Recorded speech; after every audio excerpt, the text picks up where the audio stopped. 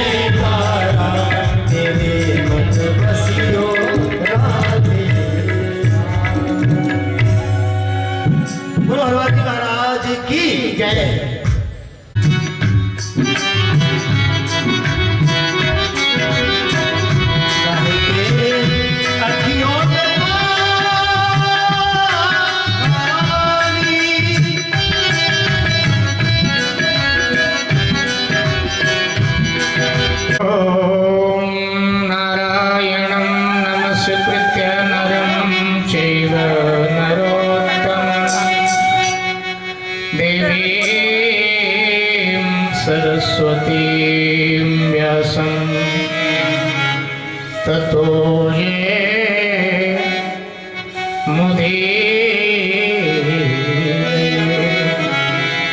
कृष्णं नारायणं वन्दे कृष्णं वन्दे व्रजप्रियं कृष्णं द्वैपायनं वन्दे कृष्णं वन्दे रथासुतं व्यासाय विष्णुरूपाय व्यासरूपाय वैष्णवे नमो वै ब्रह्मनिधये वासिष्ठाय नमो सावस्ते तीर्थं वन्दे वन्दे बुद्धचरणाम्बुजम् अचिरावती सरिता वन्दे नमामि शम्भव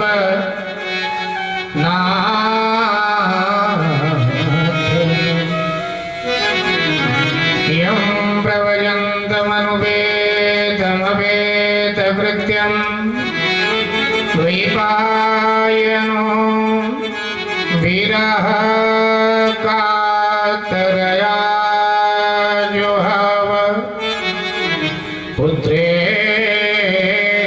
तन्मयतया तरवो यभिनेदुष्टं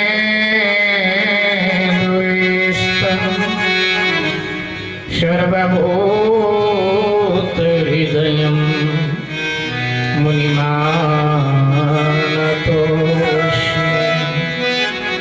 मनोजवं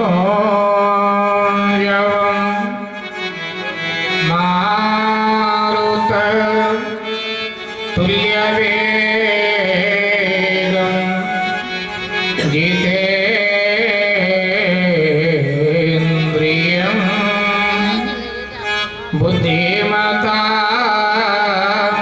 वरिष्ठं वातात्मजं वानरयूथमुख्यं श्रीरामदूतं शरणं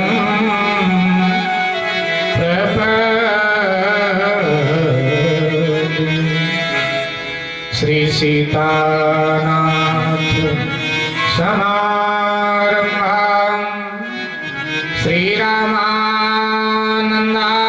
श्रीरामानन्दार्य मध्यमाम् अस्मदाचार्य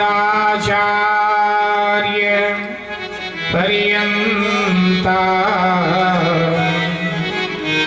वन्दे श्रीगुरु परम्परा कृष्णाय वासुदेवाय हरये परमात्मने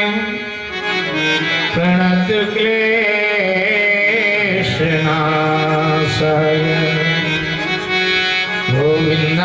गोविन्दाय नमो नमः। मैंने सब द्वार को छाड़ के गयो तुम्हारो द्वार श्री वृषभानु लाडली मेरी ओर निहार मेरी भवबाधारो राधा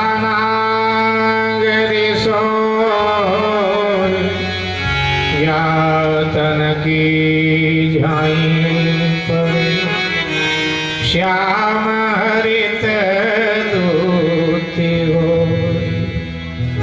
मोर मुकुट कटिकाशनि कर मुरली उरमा या बानक मोमन सदा वसो बिहारी लाल। जय जय श्री राधा रमण जय जय नवल किशोर जय गोपी चित छोड़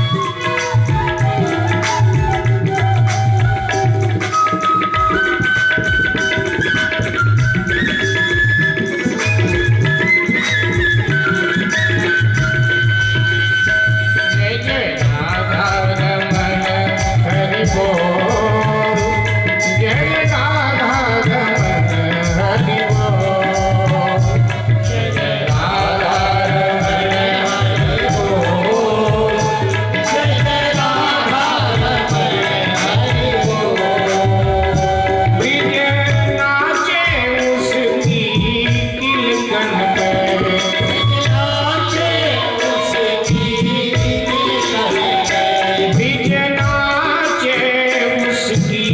किलकन पे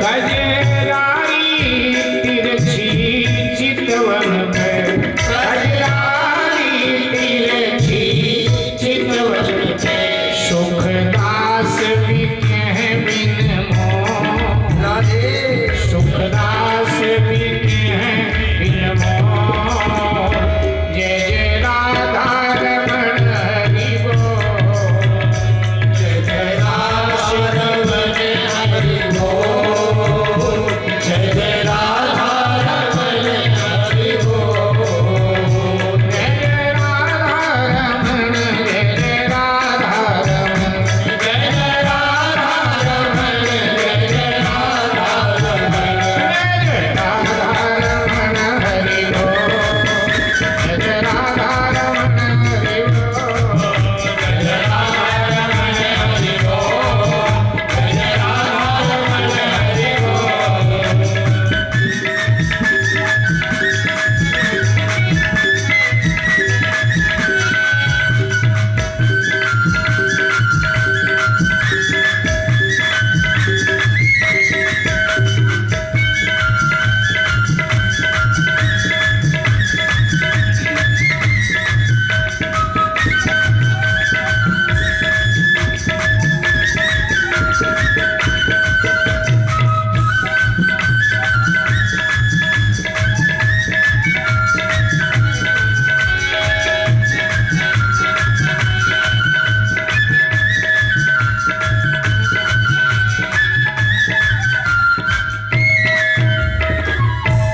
जय श्री राधे जय जय श्री राधे जय जय श्री राधे विष्णुदेव भगवान की जय श्री वृंदावन बिहारी लाल की श्री हनुमान जी महाराज की जय देव जी भगवान की जय भागवत भगवान की जय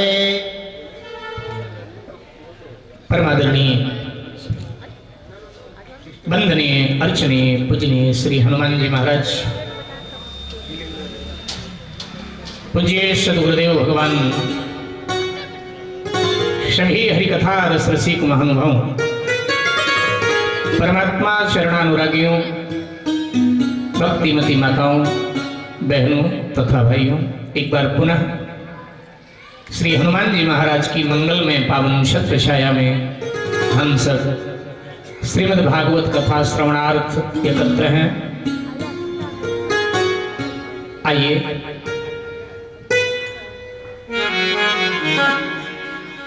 रास लीला के पावन रहस्य का दर्शन करें। सुखदेव जी महाराज रास लीला का पावन रहस्य परीक्षित को बता दें। रास क्या है? रास लीला किसे कहते हैं?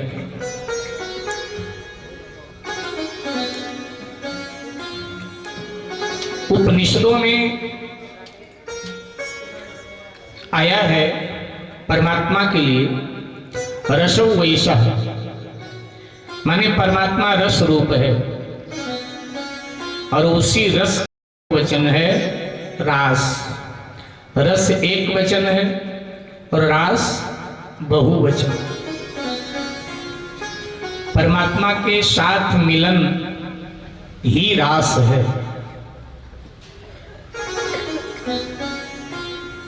रास लीला में बांसुरी वादन होता है। यहाँ बांसुरी वादन हुआ है तो बांसुरी वादन नाद ब्रह्म की उपासना है। इसके आगे सभी आनंद तुक्ष हैं। नाद ब्रह्म और नाम ब्रह्म का जब एकाकार होता है तब रासलीला का शुभारंभ होता है। विशुद्ध जीवात्मा का परमात्मा के साथ विलास रास है, अथवा अनंत अनंत जन्मों से बिछड़े हुए जीवों का एक साथ परमात्मा में विलय हो जाना, माने बिंदु का सिंधु में मिल जाना। इसी क्रिया को भागवत जी की भाषा में रास लीला कहा गया। आज अखिलेश प्रभु श्री कृष्ण निकुंज में विराजमान थे। कामदेव ने आकर के उनको प्रणाम किया। भगवान कृष्ण मुस्कुराए, बोले तू यहां क्या कर रहा है? बोला मैं आपसे कुछ मांगने आया हूं। भगवान ने कहा क्या चाहिए? कहता है वचन दो, मैं मांगूंगा वो मिलेगा। भगवान ने कहा अवश्य मिलेगा। तो कहता है मैं आपसे युद्ध करना चाहता हूं, युद्धम दे, युद्ध दीजिए। तो भगवान ने कहा कायर कहीं का, हारा हुआ है फिर दोबारा आ गया युद्ध करने। कामदेव चौंक पड़ा, बोला मैं कब हारा हूं? भगवान श्री कृष्ण ने कहा मैंने रामावतार में तुझे हराया था। बोला हाँ, मान गए। तो रामावतार में तो आप मर्यादा पुरुषोत्तम थे, वहां तो मुझे हारना ही था। राम के सामने तो काम की चल सकती नहीं। तुलसी बाबा ने कहा है कि जहां राम तहां काम नहीं, और जहां काम नहीं राम, और रवि रजनी नहीं रह सके तुलसी एक ठाम। रात और सूर्य एक साथ कभी रह नहीं सकते, ऐसे जहां राम हो वहां काम हो ही नहीं सकता। तो कहता हाँ मैं हारा था और याद है बुरी तरह हारा था। बोले फिर अब क्या करने आ गया मेरे पास? बोला वो तो रामावतार था, आप मर्यादा पुरुषोत्तम थे वहां, लेकिन कृष्णावतार में कोई मर्यादा दिखाई नहीं दे रही। तो मुझे लगता अब मैं आपको जीत लूंगा। तो भगवान श्री कृष्ण ने कहा तो युद्ध कर। तो कहता है ऐसे नहीं युद्ध करूंगा। तो कैसे करेगा? कहता है कि जब आप स्त्रियों के बीच में होंगे, पर स्त्रियों के गले में गलबहियां डालकर नाच रहे होंगे, तब मैं आप पर आक्रमण करूंगा और मुझे लगता है मैं विजय पाऊंगा। तो भगवान ने कामदेव के ललकार को स्वीकार किया। बोले इंतजार कर, जब ऐसा अवसर देखना तो मेरे ऊपर आक्रमण कर देना। कामदेव प्रतीक्षा करने लगे। सुखदेव जी महाराज कहते हैं परीक्षित, भगवान पिता रात्रि शरदोत फुल मल्लिका विछेरन्तु मनश्चक्रे योग माया मुपाश्रिता। सुखदेव जी ने कहा राजन, भगवान ना पिता रात्रि अर्थात वो रात आ गई। कौन सी रात? मिलन की रात। किनके मिलन की रात? जीवात्मा परमात्मा के मिलन की रात, माया ब्रह्म के मिलन की रात, भक्ति भगवान के मिलन की रात, गोपी श्याम के मिलन की रात, राधे कृष्ण के मिलन की रात, शरद पूर्णिमा की रात आ गई। आज चंद्र अपनी 16 कलाओं से उदित है। नक्षत्र मंडल टिमटिमा रहे हैं। लग रहा है चंद्र को केंद्र बना करके नक्षत्र मंडल भी रासलीला के विचार में है। शीतल मंद सुगंध 3 प्रकार का पवन बह रहा है। यमुना सलिल, यमुना का जल कलकल छलछल का निनाद करता हुआ आज मंद मंद गति से बह रहा है। ऐसे प्रतीत हो रहा है मानो यमुना की धाराएं भी रासलीला का दर्शन करना चाहिए। ब्रिज वन में सुगंधी बिखरी हुई है, सुगंध ही सुगंध। भगवान श्री कृष्ण ने अपनी योग माया का आश्रय लिया, माने श्री राधिका जी का सहारा लिया, राधिका जी का आश्रय लिया। रास मंडप का दिव्य निर्माण हुआ। नटवर श्री कृष्ण ने आज अपना श्रृंगार अपने हाथों से किया है। भगवान श्री कृष्ण को श्रृंगार बहुत प्रिय है, जैसे शिव जी महाराज को जल बहुत प्रिय है। भीषण सर्दी पड़ रही है, अपन लोग तो गर्म पानी से नहाते हैं, एक आध लोटे में काम चलाते हैं, और शंकर जी के ऊपर ठंडा जल पूरी भरी की भरी बाल्टी डाल देते हैं, फिर भी राजी भोलेनाथ, क्योंकि जल बहुत प्रिय है उन्हें। शास्त्र भी कहता है जल प्रिय शंकरा। शिव को क्या प्रिय है? शास्त्र कहता है जल प्रिय है, जितनी मर्जी जलधारा डालो भोलेनाथ, बहुत प्रिय। ऐसे भगवान श्री कृष्ण को श्रृंगार बहुत प्रिय है। अगर आप परमात्मा के कृष्ण स्वरूप के उपासक हैं तो आपको उनके श्रृंगार का थोड़ा ध्यान रखना चाहिए। हमारे महात्मा लोग कहते हैं ज्यादा नहीं तो 3 बार तो श्रृंगार एक दिन में करना चाहिए ठाकुर जी का। तो कहा कि 3 बार कब कब? बोले प्रातः, दोपहर, शाम। तो इतना समय ना हो तो महात्मा कहते हैं 2 बार कर दिया, सुबह शाम। बोले इतना भी समय ना हो तो? बोले शाम को कर दिया करो। बोले सुबह क्यों नहीं, शाम को क्यों? तो हमारे महात्मा लोग कहते हैं शाम को ठाकुर जी को रासलीला में जाना होता है, तो इसलिए शाम को उनको सजा दिया करो आनंद से। और अगर महाराज हम परमात्मा के कृष्ण स्वरूप के उपासक नहीं हैं, हम राम स्वरूप के उपासक हैं, तो बोले फिर श्रृंगार की जरूरत नहीं, क्योंकि वो कहाँ श्रृंगार करते हैं, वो तो मर्यादा है वहां। लेकिन कृष्ण स्वरूप की आराधना है, श्रृंगार जरूरी। हमारी सनातन परंपरा में एक संप्रदाय है वल्लभ संप्रदाय, वैष्णवों में वल्लभ संप्रदाय। तो वल्लभ संप्रदाय के महात्मा तो 8 पहर ठाकुर जी का श्रृंगार करते रहे। श्रृंगार थोड़ी थोड़ी देर में श्रृंगार बदलते रहते। तो भगवान श्री कृष्ण ने अपना श्रृंगार किया, श्रृंगार करके रास मंडप में पधारे, अपनी वांसुरी को अपने अधरों पर रख लिया, और अधरों पर वांसुरी रख करके भगवान श्री कृष्ण ने वांसुरी में स्वर फूंक दिया, माने वांसुरी वादन होने लगा।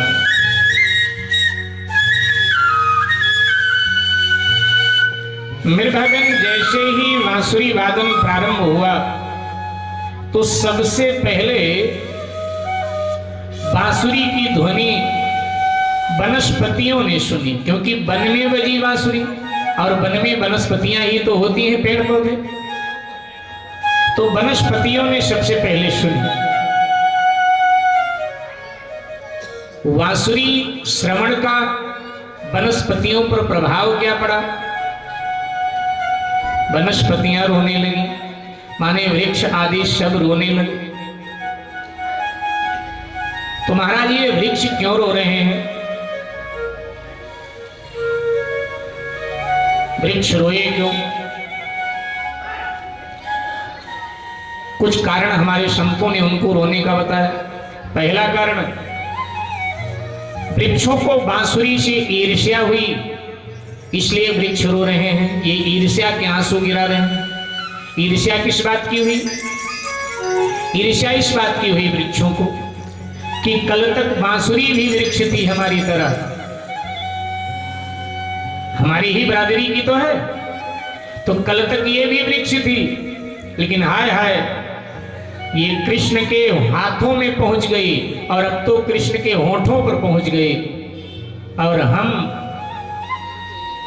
अब तक वहां तक नहीं पहुंच पाए, इसलिए रो रहे हैं। बात भी ठीक है, हमारे बरादरी का, हमारे खानदान का कोई तरक्की कर जाए और हम जहां के तहां रह जाएं तो कई बार ईर्ष्या के आंसू बहाते हैं कि वो कहां पहुंच गया, हम कहां के कहां पड़े। दूसरा अभिप्राय हमारे संत लोग देते हैं कि वृक्षों में जो आंसू है,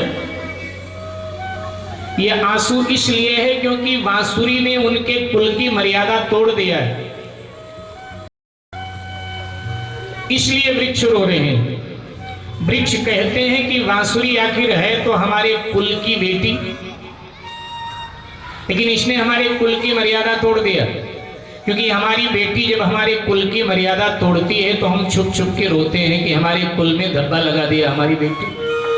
तो वृक्ष इसलिए रो रहे हैं क्योंकि बांसुरी उनके कुल की बेटी है और उसने वृक्षों की कुल की मर्यादा तोड़ दी। क्या मर्यादा तोड़ दी? तो वृक्ष कहते हैं हमारे कुल की मर्यादा है कि हम लोग सबका घर बसाते हैं। वृक्ष लोग सबका घर बसाते हैं। आप मकान बनाते हो तो कीवार से लेकर और फर्नीचर तक कितना कितना सामान लकड़ी का ही तो होता है। तो वृक्ष कहते हैं हम सबका घर बसाते हैं, लेकिन हमारी बेटी बांसुरी जब कृष्ण के होठों पर बैठकर बोलती है तो इसकी ध्वनि जिन जिन के कान में जाती है उनका घर उजड़ जाता है। माने वो घर परिवार छोड़कर कृष्ण के हो जाते हैं, भगवान के हो जाते हैं, वो दुनिया के नहीं रह पाते। माने सबका घर ये बांसुरी उजाड़ रही है। हमारा स्वभाव बसाना और हमारे बेटी का स्वभाव उजाड़ना माने हमारे कुल को ये कलंकित कर रही है, इसलिए वृक्ष रो रहे हैं। तो तीसरा अभिप्राय दिया संतों ने कि नहीं नहीं, खुशी के आंसू, ये वृक्षों के आंसू जो गिर रहे हैं खुशी के। खुशी किस बात की है? बोले खुशी वृक्षों को इस बात की है, वृक्ष कहते हैं कि भाई हम तो भगवान का भजन कर नहीं पाए, लेकिन हमारे कुल की बेटी बांसुरी भगवान तक पहुंच गई।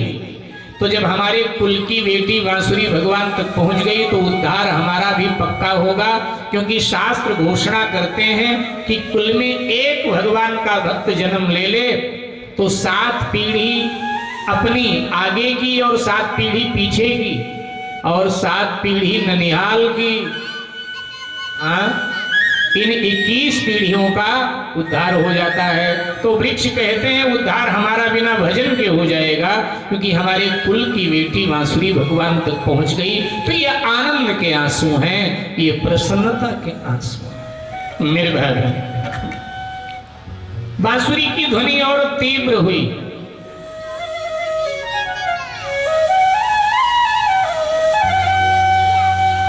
अब ये ध्वनि गोपी जनों के कान में गई।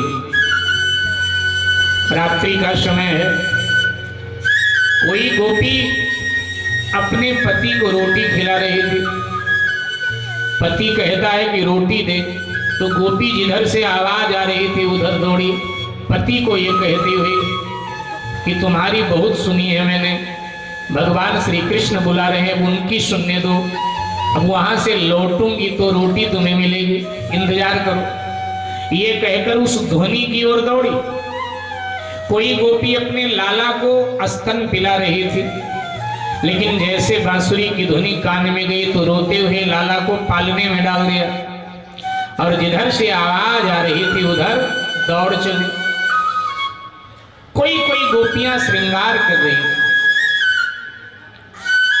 जैसे बांसुरी की ध्वनि कान में गई तो श्रृंगार करना भूल गई, जगत को भूल गई गोपियां, और जगत के साथ साथ जगत के श्रृंगार को भूल गई, क्योंकि उन्हें एकदम भगवान श्री कृष्ण का श्रृंगार याद आया। और भगवान का श्रृंगार याद आएगा तो जगत का श्रृंगार हम लोग भूल जाएंगे, अपना श्रृंगार भूल जाएंगे। भूल गई गोपी। अब आंखों का जो कजरा था वो सिंदूर समझकर मांग में डाल लिया, मांग का जो सिंदूर था वो काजल समझकर आंख में लगा लिया, कमर की करधनी को माला समझकर गले में डाल लिया, और गले की माला को करधनी समझकर कमर में पहन लिया, वस्त्र उल्टे पहन लिए। इस प्रकार से सब दौड़ी भगवान की। जब तक मेरे भाई बहन जगत और जगत के श्रृंगार को हम भूलेंगे नहीं, तब तक रासलीला में हमारा प्रवेश नहीं होगा। जगत और जगत का श्रृंगार जब भूलता है तो ठाकुर जी का श्रृंगार याद आता है, दिखाई देने लगता है ठाकुर जी का श्रृंगार।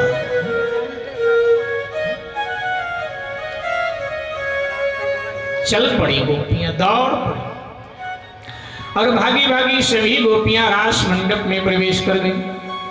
भगवान श्री कृष्ण ने देखा गोपी जन आए हैं, तो भगवान श्री कृष्ण ने आगे बढ़ करके गोपियों का स्वागत किया।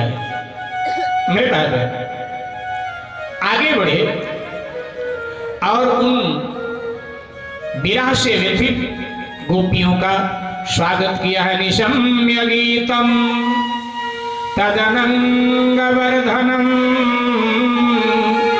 ब्रज स्त्रिया कृष्ण गृहीत मानसम। उन गोपियों का भगवान स्वागत कर रहे हैं। स्वागतम भो महाभागा प्रिय किम करवाणि वह। हे महाभाग्यशाली गोपियों, आपका स्वागत है। विचार करेंगे मेरे भाई बहन, गोपियों का भगवान ने स्वागत किया और गोपियों के लिए शब्द का प्रयोग क्या किया? स्वागतम भो महाभागा, माने हे महाभाग्यशाली गोपियों। गोपियां महाभाग्यशाली हैं जो ऋषियों के ध्यान में नहीं आते हैं, जिनकी चरण धूलि की मांग ब्रह्मा शंकर करते हैं, वो इन गोपियों के गले में गलवहियां डालकर नाचेंगे। तो ये गोपियां महाभाग्यशाली तो हैं। कई कहते हैं स्वागत किस लिए हो रहा है? स्वागत त्याग का ही तो होता है। आप त्याग करते हैं तो आपके त्याग का स्वागत होता है। तो गोपियों ने कितना बड़ा त्याग किया है? गोपियां बहुत बड़ी त्यागी हैं। मेरे भाई बहन, विश्व की कोई भी स्त्री हो, हर स्त्री का सर्वाधिक प्रेम दो जगह होता है, अपने पुत्र में और अपने पति में। दो जगह हर स्त्री का सबसे ज्यादा प्रेम होता है, अपने पति में और अपने पुत्र में। लेकिन इन गोपियों ने कृष्ण प्रेम के सामने पति प्रेम को भी ठोकर मार दिया है और पुत्र प्रेम को भी ठोकर मारा है, तब आई हैं। तो स्वागत तो भगवान को करना पड़ेगा, इसलिए स्वागत किया कि स्वागतम भो महाभागा प्रिय किम करवाणि। और अब कहा गोपीजनों, तुम सब यहां एकांत में रात्रि में आकर मेरे पास खड़ी हो। नहीं नहीं, वापस जाओ, वापस जाओ। तुम सब पतिव्रता स्त्री हो। गोपियां पतिव्रता हैं, ध्यान देना, पतिव्रता हो।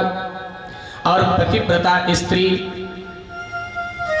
रात्रि में एकांत में पर पुरुष के साथ खड़ी भी नहीं होती, और तुम सब यहां मेरे साथ खड़ी हो, इसलिए वापस जाओ। क्योंकि पतिव्रता स्त्री का ये धर्म है कि वो अपने पति की सेवा पूजा करे, इसलिए जाइए।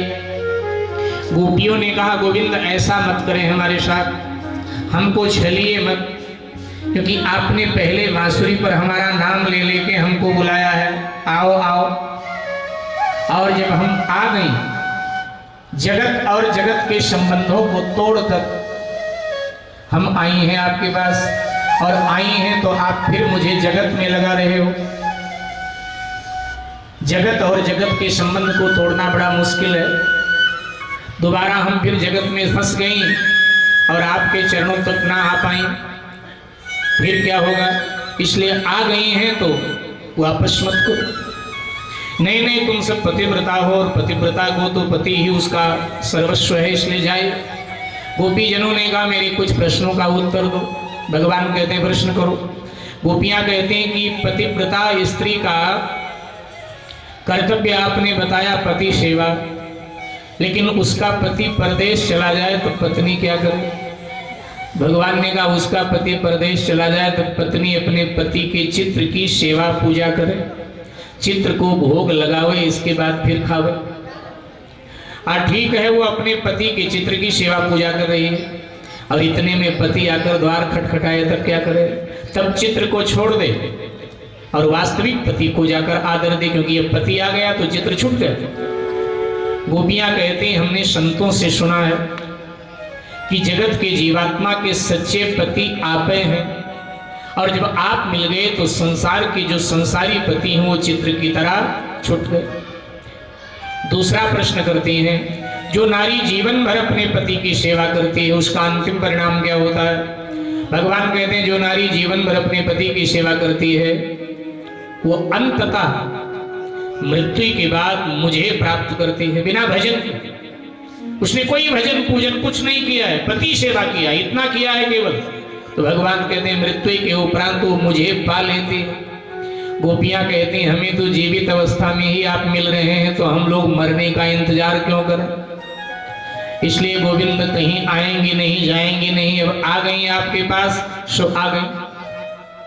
रही बात पर पुरुष के साथ खड़े होने की, तो ना तो यहाँ एकांत है ना ही आप पुरुष हो। गोपियों ने कहा पुरुष नहीं हो और यहाँ एकांत भी नहीं।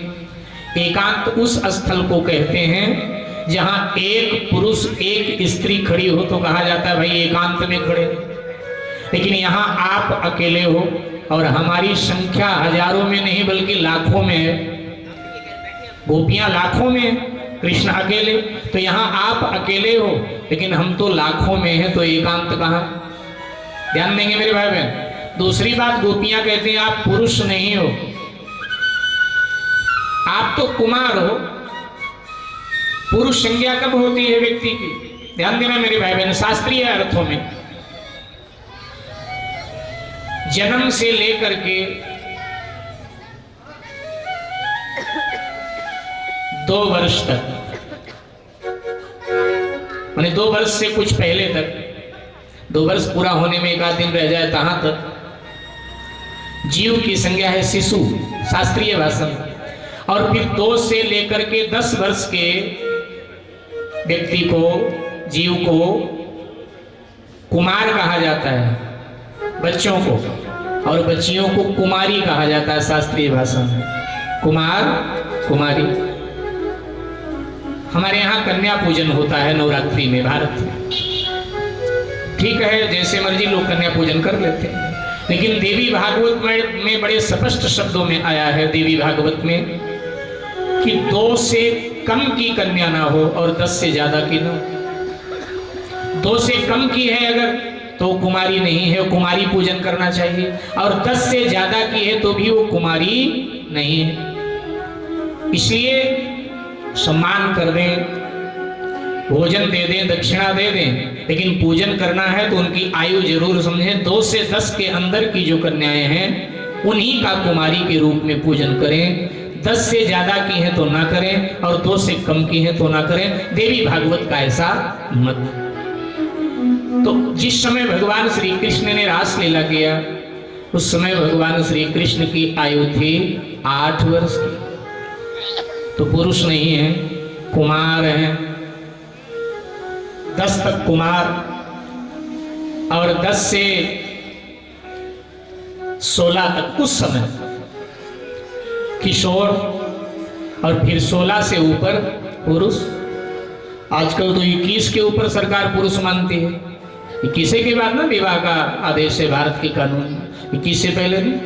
पहले 16 को पुरुष मान लिया जाता था, लेकिन अब तो सरकार ने बढ़ा दिया। तो भगवान श्री कृष्ण की आयु उस समय 18 वर्ष की, क्षमा करें 8 वर्ष की थी। तो गोपियां कहती तुम तो पुरुष भी नहीं हो, तुम तो कुमार हो।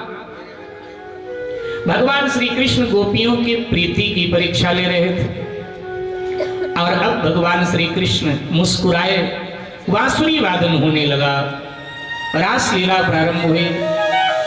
गोपियों के गले में गलमहियां डाल डाल करके श्री कृष्ण नाच रहे हैं। हर गोपी भगवान को अपने संग देख रही है, बगल वाले के संग नहीं देखती है। तो अपने भाग्य की प्रशंसा करते मैं कितनी बड़भागी हूं, भगवान मेरे गले में गलमहियां डाल के नाच रहे। और ध्यान दें एक बात और मैं बताता चलूं आपको, हर गोपी कृष्ण को बाखूबी पहचानती है। ध्यान देना कि ये ईश्वर है, क्योंकि गोपी गीत में गोपियां कहती हैं तुम केवल नंद नंदन नहीं हो, तुम केवल यशोदा नंदन नहीं हो, तो बोले तुम तो श्री निकेतनम हो, नारायण हो, लक्ष्मी के पति। इस बात को, इस रहस्य को गोपी जानती।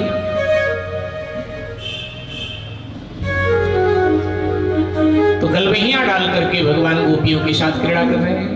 प्रमुख रूप से मेरे भाई बहन 4 प्रकार की गोपी हैं। प्रमुख, वैसे बड़े भेद कहे गए पुराणों में, लेकिन प्रमुख 4 हैं। पहले प्रकार की गोपी का नाम है देव रूपा गोपी, माने स्वर्ग की देवियां और देवता गोपी बन के आए। दूसरे प्रकार की जो गोपी है उनका नाम है वेद रूपा गोपी, माने वेद के उपासना कांड की 16,001 ऋचाएं गोपी बन के आई। मंत्र वेद रूपा गोपी। तीसरे प्रकार की जो गोपी हैं उनका नाम है ऋषि रूपा गोपी, दंडकारण्य के ऋषि मुनि। रामावतार में जब सीता जी को देखते थे भगवान की सेवा करते हुए, तो ऋषि मुनि कहते थे सीता जी की जगह हम होते तो हम भी ऐसे भगवान की सेवा करते। क्या कभी ऐसा अवसर हमें मिलेगा जैसे सीता जी भगवान की सेवा करती है ऐसे हम सेवा करें? तो भगवान ने कहा ऐसा अवसर मिलेगा, लेकिन त्रेता में नहीं मिलेगा, द्वापर में मिलेगा।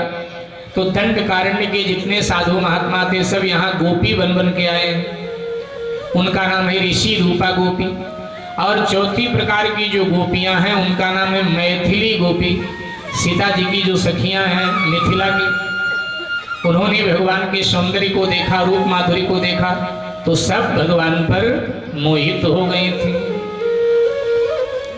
मानस में ये प्रसंग बड़े भाव से आप सब पढ़ते हैं कि मिथिला की सखियां राम जी पर मोहित हो गई और राम जी से कहा हमको भी सेवा में लगाओ। तो राम जी ने हाथ जोड़ा, बोले सीता के अतिरिक्त और किसी की सेवा नहीं ले सकता, हम तो एक नारी व्रत हैं। तो हमारे मनोरथ का क्या होगा? क्योंकि नारद जी ने हमको कहा था कि भगवान को लेकर जो मनोरथ किया जाए वो पूरा होता है, तो ये ऋषि वाणी झूठी हो जाएगी। भगवान ने कहा साधु की वाणी झूठी नहीं होती। बोले फिर क्या होगा, कब सेवा मिलेगी?